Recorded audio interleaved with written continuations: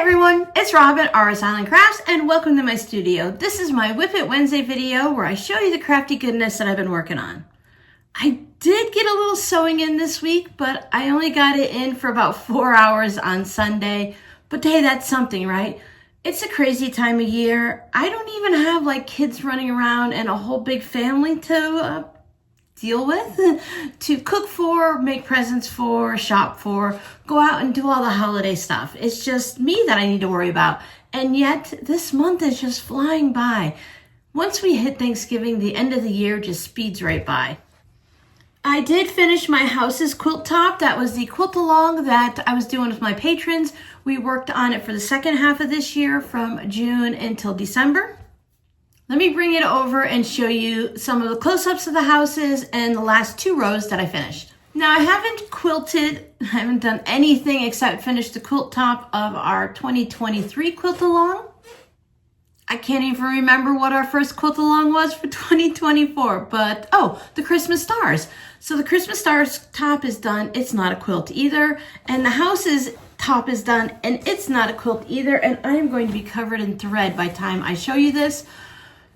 So I do have some plans for next year to get these quilted up.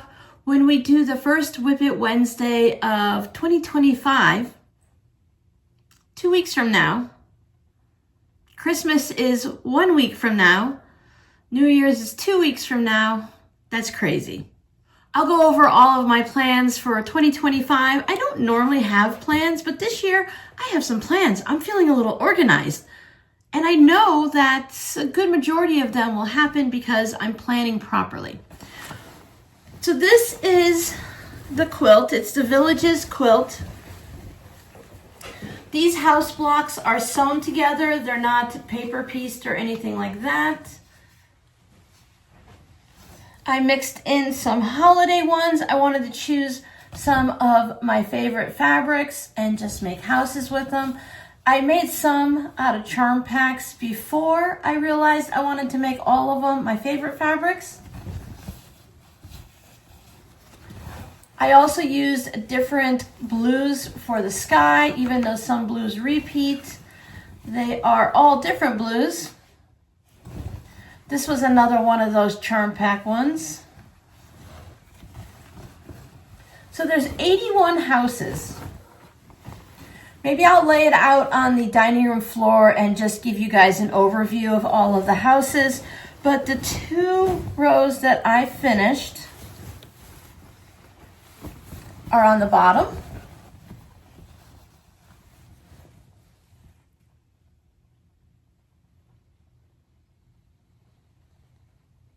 So many of my favorite fabrics. I put the clover one in so that I could have some good luck.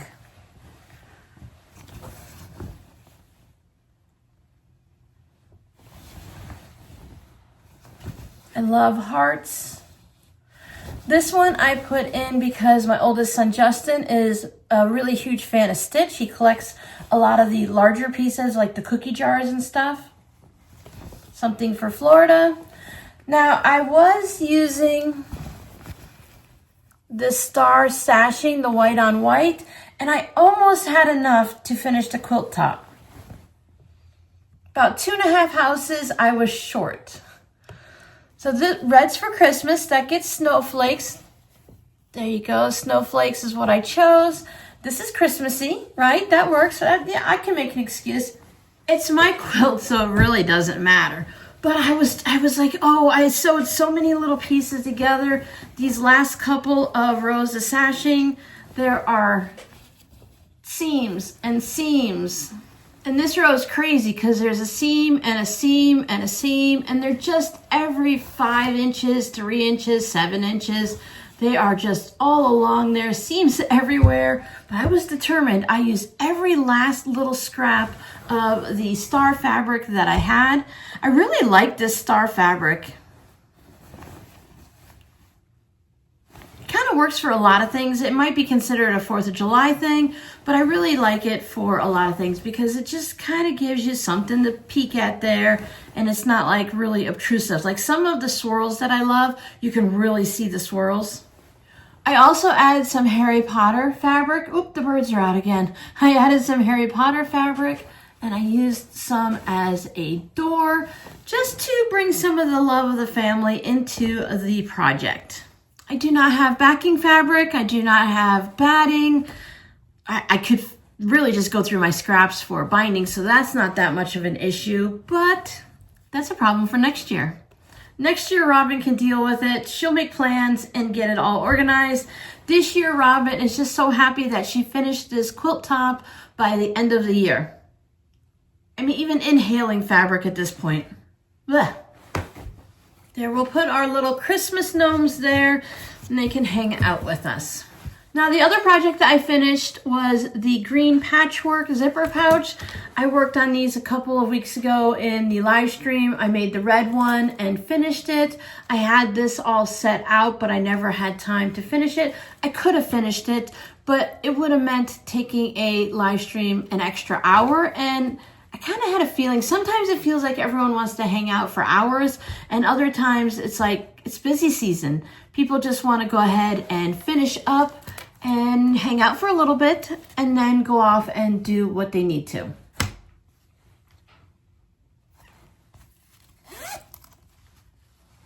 Now these will go in my Etsy shop, but as of Monday, the Etsy shop is closed down for the rest of the year, on vacation, whatever terminology works.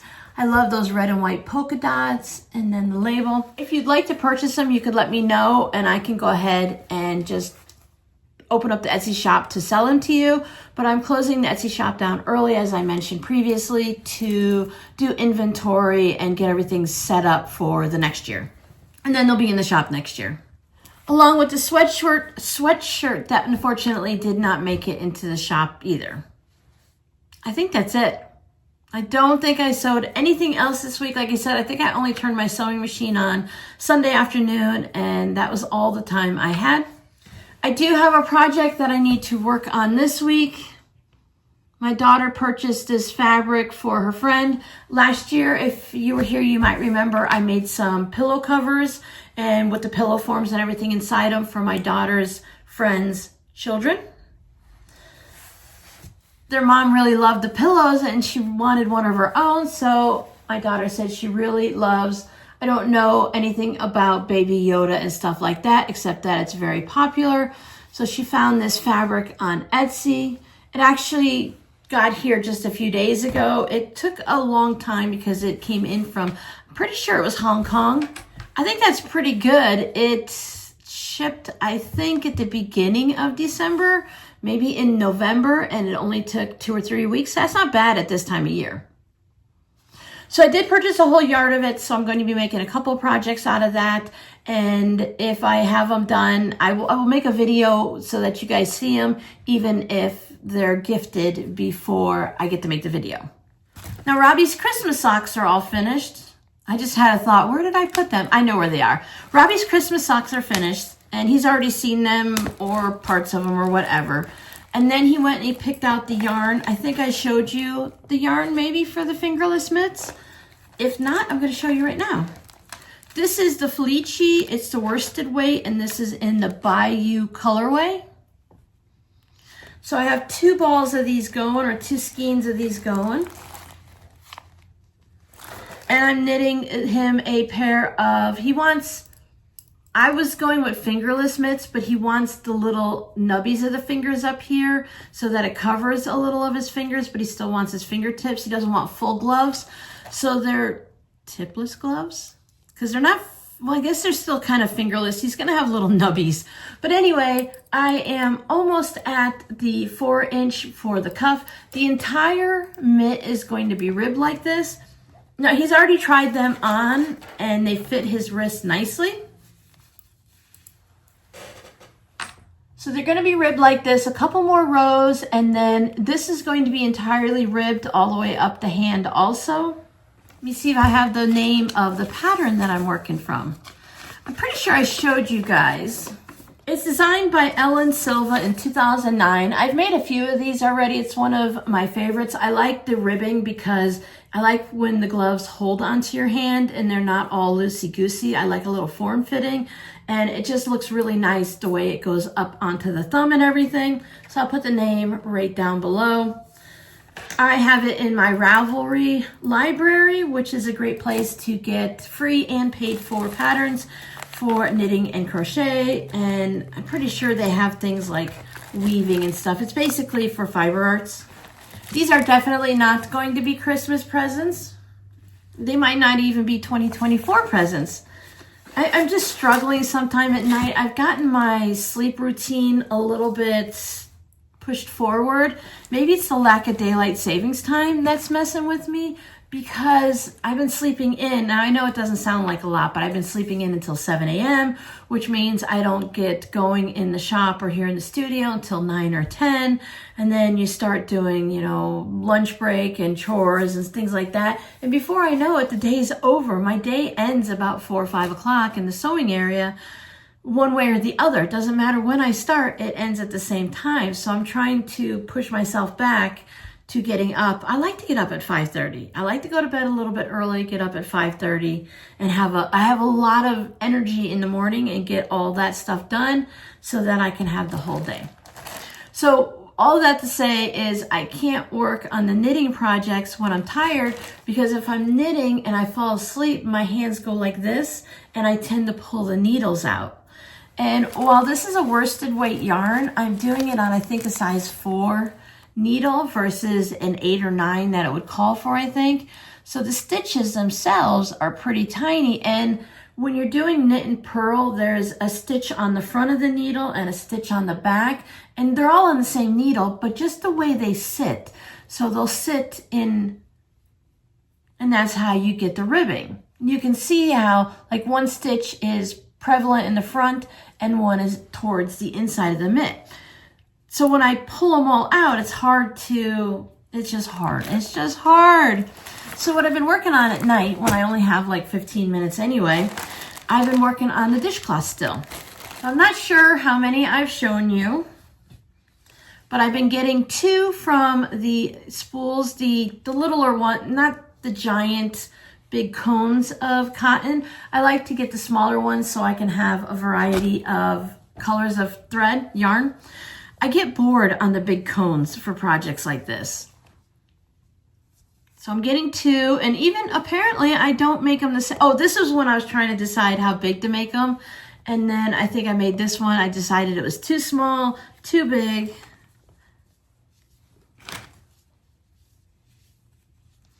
So they're all different sizes, because why would I make them all the same size? So some of these are really fun. I wanted to get a little holiday ones in. Again, I think this was before I was deciding how many across to do and stuff. Maybe this one's a little looser and this one's a little tighter. I don't know what I was doing. This is the one I finished last night, and I absolutely love the colors on this. I love this blue right there. It is really pretty, and it's just the sea glass look to it. This one, I believe, is Peaches and Cream Stripey. Let's see if I have a colorway. This one's Lavender Meadow. Maybe that one's this one. And then this one says Olive Garden. I don't know. That might have just been... I cleared out this bag, so who knows what the colors are. But this is what it looks like if you're looking at the store. And I'm pretty sure this one's another Peaches and Cream, because I bought a bunch of these from Walmart. They were only, they were like on a clearance thing. I picked them up on one of my Walmart Plus shopping things. I saw it online, and I think they were only $1 or $1.29 or something like that. So I picked them up. They are the smaller ones, so I get 2 with maybe a little left over, where if I have the ones that are a little bit bigger, but not the giant cones, then I get maybe 3 with some left over. My goal next year is to weave in the ends as soon as I finish them, and not save them all for one day when I decide, oh, look I need to put these, get them all blocked and looking pretty. Now with the crochet ones, they tend to come right off the hook looking pretty nice. I do fold them and stuff, and sometimes the bottom might have a little bit more of a Not a big curve, but just a little bit right there. You can see it. So I do need to go ahead and weave in the ends and get them all blocked. And then I can store them neatly in probably a gallon size Ziploc, since I have so many extra in my storage from when I moved and I put all my scraps into the gallon size Ziploc baggies. I'm not just gonna throw them away. I'm gonna keep them and reuse them for as much as I can, as many times as I can, because I'm always having little Ziplocs of scraps, like this scrap bin right here. Well, maybe I can't get to it right away, and I have dust now too. So maybe I can't get to it right away, and there's a lot of Christmas things. We get past Christmas, maybe I'll be like, I don't want to deal with Christmas no more. So then I'll put them in one of these, and I'll put them all into one big container, and then I can go through. Come back on the 1st, and I'll tell you about these little Ziploc baggies and what I'm gonna do with them. Maybe not the baggies, but what's in them. I'm going to keep making these until I get to a certain amount or a certain time in the year, and then I will pop them all into the shop so that you guys can go ahead and purchase whatever you want. I could just put them in every time I finish 2. I could put them in and let you guys purchase them, but if you want to buy them for your house and you want to have more than just 2, or if you want to give them as gifts, because the last time I was doing the knit ones in the shop, a lot of you wanted to give them as gifts. They are great to tuck into a basket or maybe with a gift card or something like that. So I'll have these all set, so there'll be plenty for hopefully everyone to just grab what they need. Plus, that's a great thing to work on just for, 20 minutes, a half an hour. When I lived in Florida, if you remember, I used to take the knit ones and work on them in the kitchen while I was waiting for, let's say you're making a pizza. So a pizza, when I make a pizza, it's 9 minutes, spin it in 9 minutes. So you have 18 minutes. You can get a lot done in 9 minutes and 9 minutes when it's just simple back and forth, like on a dishcloth or hot pad. Now, of course, they won't fit in that Ziploc baggie. They need to be upgraded. I still love using the same bags for the same projects. I always know if they're both sitting on the shelf, I know exactly what's in them. I keep them on a little shelf that I have over there on that side of the room by my dresser. That's one of the things I did this week is on, I think it was Sunday morning, I just decided that I had my treadmill in the room and my daughter wanted to go ahead and start using the treadmill also. So I put it out by, I guess it's a kitchenette right by the kitchen, by the back sliding glass door, which doesn't matter where I put it, but I put it out in the family area, which allowed me to clean up my room and rearrange it again. This is all the same. I didn't touch anything over here. All I did is I took my bed from the windows and I put it back the way I had it originally. So it's going this way across the room. You guys are on an angle, so when I say this way, it doesn't mean anything to you, but it goes and it faces straight into the bathroom and it's away from the windows. And I noticed last night that even though when I woke up at 5:30, it was 41 degrees outside, it didn't feel as cold because my bed used to be the headboard right against the big windows here, and that cold air, it would just come right into the bedroom and stuff. And I'm sure it still is, of course, but I think I'm probably 18 inches from the windows now, and my headboard is against the walls, this wall right here, so that goes into the dining room, so it didn't feel as cold. Now, I still had a couple of blankets on, and I'm really looking forward to being able to put a second quilt on the bed, but it didn't feel as cold. Now, most of you would love the temperatures here. I have a thermometer that I keep over here by Santa, and it was 69. I think it might have gotten down, it's 68 in here, so it probably got down to about 66 in the room last night. That's what it's been about averaging, and that's cold for this little Florida girl. 66 is not usual. We had little cold snaps, and you might have cold temperatures for 2 or 3 days. And y'all laughed at me before because when we were in Florida, I used to put the heat on. If it got down to 74, you're popping the heat on. Now I have the house set at 69 for the heat to come on at night because I know that we all enjoy sleeping with the colder temps. But because of the 5 cats and my daughter's cats are out in the coldest part, well, This room is the coldest. And because my daughter's cats are out in the main part of the house, we like to make sure that, we worry about the cats so they don't get cold.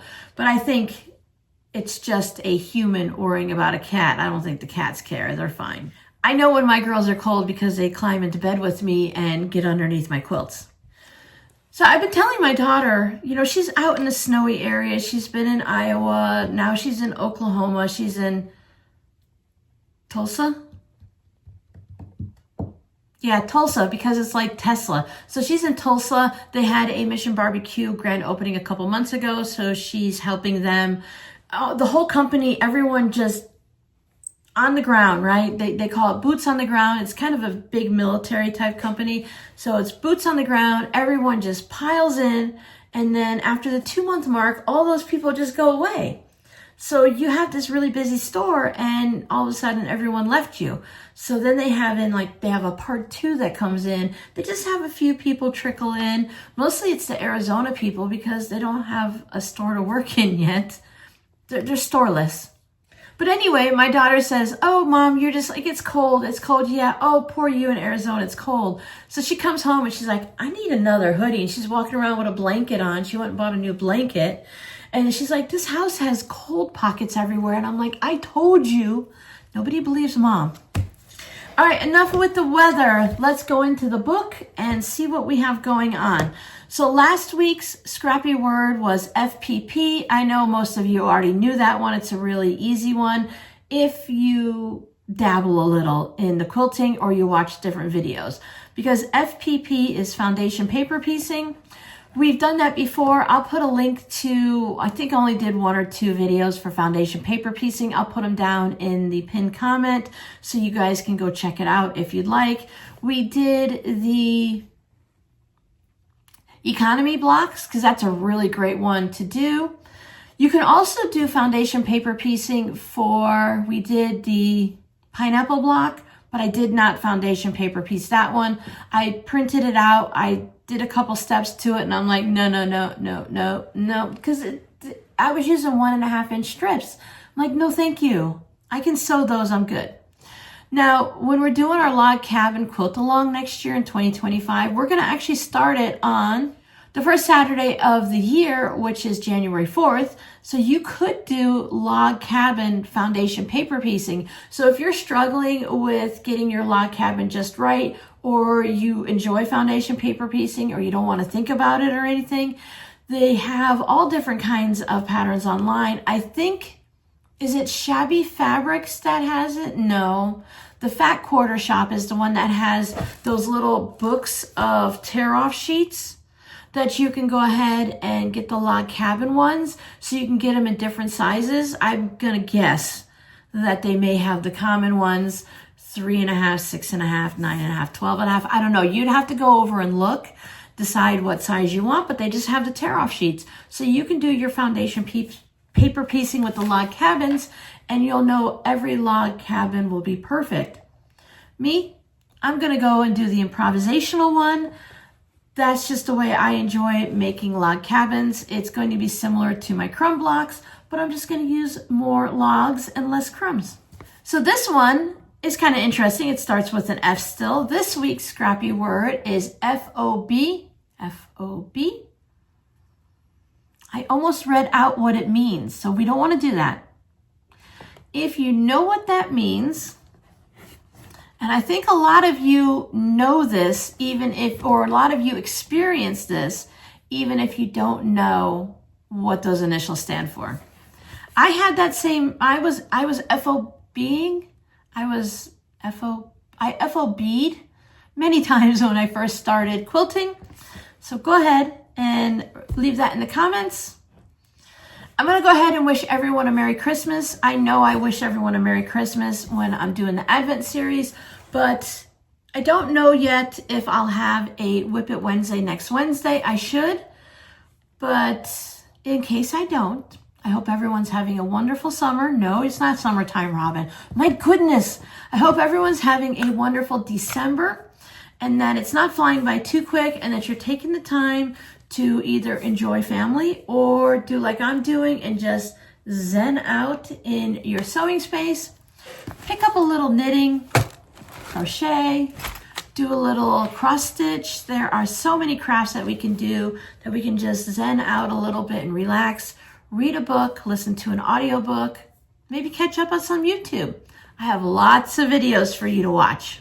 So I'll see you tonight at 7 p.m. I might see you next Wednesday. Otherwise, I'll see you on January 1st, where I will outline the magnificent, amazing things that I'm going to be doing in 2025.